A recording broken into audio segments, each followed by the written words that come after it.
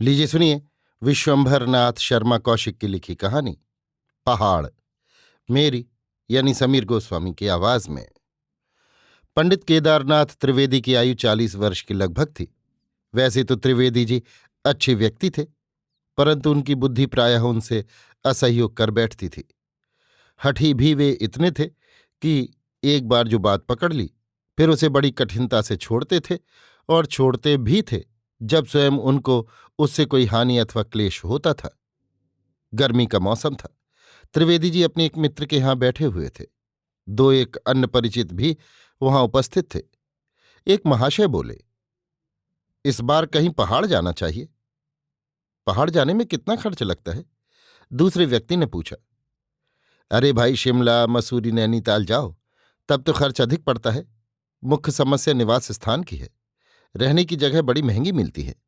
जी हाँ, रहने की जगह मिल जाए तब कोई अधिक खर्च नहीं है। तो मुख्य खर्च रहने के स्थान का है? जी। भला किराया कितना लगता होगा एक महीने का? वो तो पूरे मौसम का ले लेंगे, आप चाहे जितने दिन रहें। ये क्यों? ये इसलिए कि जो मकान घिर गया वो फिर नहीं उठता, चाहे बाद में जल्दी ही खाली हो जाए। ठीक बात है, सब अपना ठिकाना गर्मी के आरंभ में ही कर लेते हैं, बल्कि सर्दी के अंतिम दिनों में ही स्थान बुक हो जाते हैं। एक महाशय बोल उठे, भोवाली पहाड़ अन्य पहाड़ों की अपेक्षा सस्ता पड़ता है। ये क्यों? वहां भीड़भाड़ नहीं होती, केवल टीबी के रोगी तथा उनके संबंधी ही जाते हैं। वहां मकानों का किराया इतना अधिक नहीं है। परंतु भोवाली तो टीबी का सेनिटोरियम है। हाँ, पर है तो पहाड़ी जगह और बड़ी स्वास्थ्यप्रद, इसीलिए वहां सेनिटोरियम बनाया गया है। ठीक है, ये बात ठीक कही आपने। तो भोवाली ही चला जाए? त्रिवेदी जी के मित्र बोल उठे। मेरे एक मित्र वहां गए, बल्कि उन्होंने मुझे भी लिखा है कि चले आओ, पर मेरा तो जाना नहीं हो सकता। उनके मकान में जगह है? त्रिवेदी जी ने पूछा। काफी जगह है। त्रिवेदी जी विचार मग्न हो गए। कुछ देर बाद उन्होंने मित्र से कहा, कोई साथी मिले तो मैं चला जाऊं। साथी तो वहां मिल जाएंगे, आप जाइए तो बड़ा अच्छा रहे। मैं मित्र को चिट्ठी लिख दूं। अकेले जाने की इच्छा नहीं होती। अजीब आदमी हो, ये भी कोई मेला तमाशा है क्या? तुम्हें पहाड़ जाना है तो जाओ, इसमें साथी ढूंढने की क्या आवश्यकता है? आप वहां चले जाइए, स्वास्थ्य सुधर जाएगा। स्वास्थ्य की ही दृष्टि से तो मेरा भी विचार था। विचार था तो उसे पूरा कर डालिए। अच्छा, कल बतलाऊंगा। हाँ, लेकिन जाना हो तो जल्दी ही तय कर डालो, ऐसा ना हो कि कोई और पहुंच जाए। मैं कल अवश्य उत्तर दूंगा। तो ठीक है, आप चिट्ठी लिखेंगे? हाँ, एक यहां से डाक द्वारा भेज दूंगा और एक आपको दे दूंगा। वाह वाह, बस काम बन गया। अकेले जाओगे? हाँ, अभी तो अकेले ही जाऊंगा। वहां अवसर देखकर घर वालों को भी बुला लूंगा। कौन, बहुत आदमी हो? कुल 3 आदमी, पत्नी और लड़का। हाँ, तब भी एक बार वहां की स्थिति देखे बिना। अच्छी बात है। त्रिवेदी जी विदा हुए। घर आकर अपनी पत्नी से बोले, पहाड़ जाने का डौल लग रहा है, बड़े सस्ते में। कहो चला जाऊं? चले जाओ। तुम भी चलोगी? मैं नहीं जाती पहाड़ वहाड़। अच्छा, वहां मौका देखकर तुम्हें लिखूंगा। यहां का काम तो मेरे बिना चल जाएगा। हाँ, बेटा श्री किसिन सब कर लेगा। तो वहां चिट्ठी लिखवा दूं? लिखवा दो। पत्नी से परामर्श करके त्रिवेदी जी ने प्रसन्नतापूर्वक जाने का निश्चय कर लिया। दूसरे दिन मित्र के यहां पहुंचकर चिट्ठी लिखने को कह भी दिया। मित्र ने कहा, जब तक चिट्ठी का जवाब आए तब तक आप तैयारी कर रखिए, जवाब आते ही चल दीजिएगा। तैयारी क्या, खाली बिस्तर और एक ट्रंक। हाँ, कपड़े गरम ले जाऊं या ठंडे? ठंडे ले जाइए, एक आध गरम सूट रख लीजिएगा। और बिस्तर? बिस्तर में कंबल। कंबल या रजाई? रजाई वहां काम न देगी, कंबल ले जाइएगा। रजाई नम हो जाती है। अच्छा, ये क्यों? वहां की हवा में जलांश अधिक होता है, इस कारण रजाई नम हो जाती है। अच्छी बात है, कंबल रख लेंगे। सब बातें निश्चय करके त्रिवेदी जी घर लौटे और चिट्ठी का जवाब आने की प्रतीक्षा करने लगे। 2 दिन में कुछ अन्य लोगों को भी पता लग गया कि त्रिवेदी जी पहाड़ जा रहे हैं। एक परिचित रास्ते में मिले तो उन्होंने त्रिवेदी जी से पूछा, सुना पहाड़ जा रहे हो?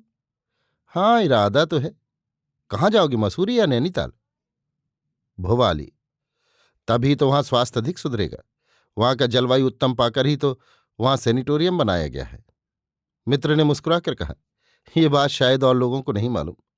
मालूम होती तो मसूरी नैनीताल न जाकर भोपाली ही जाते। खैर ये तो मुझे पता नहीं कि क्यों नहीं जाते। एक अन्य परिचित मिले। उन्होंने प्रश्न किया, सुना तुम कसौली जा रहे हो? कसौली? हाँ, क्या पागल कुत्ते ने काट लिया था? पागल कुत्ते ने काटा होगा आपको। तब फिर कसौली क्यों जा रहे हो? कसौली जा कौन कमबख्त रहा है? तब फिर कहाँ जा रहे हो? भोवाली। अरे हाँ, भोवाली। मैंने भोवाली ही सुना था। तो वहां क्यों जा रहे हो? ऐसे ही स्वास्थ्य सुधारने। वहां स्वास्थ्य सुधरता है? हाँ, क्यों? जब टीवी वाले अच्छे हो जाते हैं तब साधारण स्वास्थ्य की तो बात ही क्या है। शायद। भोवाली जाते कभी किसी को सुना नहीं। जो जानते हैं वे जाते हैं। एक अन्य परिचित मिले। उन्होंने मिलते ही प्रश्न किया, क्या तुम्हें टीवी हो गया है? किसे, मुझे? हाँ, मुझे टीवी क्यों होता? तब भोपाली क्यों जा रहे हो? स्वास्थ्य सुधारने। स्वास्थ्य सुधारने के लिए स्थान खूब चुना। भोपाली का वायुमंडल टीवी के कीटाणुओं से भरा रहता है। जी हां, आपके कहने से। वहां के वायुमंडल में टीवी के कीटाणु रह ही नहीं सकते। खैर तुम जानो, हमने तो जो सुना वो कहा। इस प्रकार कई आदमी मिले और उनमें से कुछ ने यही प्रश्न किया, क्या टीबी का शक है? टीबी हो गया है? ज्वर बस गया है? इत्यादि। त्रिवेदी जी झल्ला झल्ला उठते थे। कहते थे, सब गधे हैं। ये लोग यही समझते हैं कि टीबी होने पर ही भोपाली जाया जाता है। खूब। एक सप्ताह पश्चात मित्र ने सूचना दी कि चिट्ठी आ गई है और आप जा सकते हैं। अच्छी बात है, तो कल चला जाऊं? हाँ, कल चले जाइए। कल कौन दिन है? बृहस्पति। बस ठीक है, कल दिन भी अच्छा है। मित्र ने एक चिट्ठी लिखकर त्रिवेदी जी को दे दी। त्रिवेदी जी काठ गोदाम तक तो निरापद चले गए। काठ गोदाम से जब मोटर पर चले तो चक्कर आने लगा। मोटर की खिड़की पर सिर धरे मुर्दा जैसे पड़े थे। बीच बीच में कै भी हो जाती थी। त्रिवेदी जी मन ही मन कह रहे थे, ऐसा जानते तो कभी ना आते। खैर, किसी प्रकार अपने निर्दिष्ट स्थान पर पहुंचे। ये स्थान एक खड्ड में था। मकान बहुत साधारण तथा छोटा था। उस मकान के आसपास पहाड़ी डोमों के घर थे। त्रिवेदी जी इस मकान में ठहरकर प्रसन्न नहीं हुए। सबसे अधिक बात जो उन्हें अखरती थी वो ऊपर बाजार में आना। ऊपर आते जाते त्रिवेदी जी भैंसे की तरह हाँफने लगते थे और आकर 10-15 मिनट सुस्ता लेते थे, तब आगे बढ़ते थे। मन में सोचने लगे, ये दशा तो हमारा स्वास्थ्य खराब कर देगी। ठंडक यहाँ अवश्य है, परंतु उतरने चढ़ने की मुसीबत भी कम नहीं है। ऊपर आकर देखते कि कोई पेशाब जांच कराने के लिए जा रहा है, कोई पखाना, कोई थूक। परस्पर जब मिलते थे तो ये प्रश्न करते थे कि आपके मरीज का क्या हाल है। त्रिवेदी जी परेशान। सोचते थे, यहां रात दिन रोगियों का ही वृत्तांत सामने रहता है, कोई और बात नहीं। नीचे से ऊपर आओ तो प्राणों का संकट, ऊपर आओ तो रोगियों की दशा सुनो। घूमने का भी कोई अच्छा स्थान नहीं।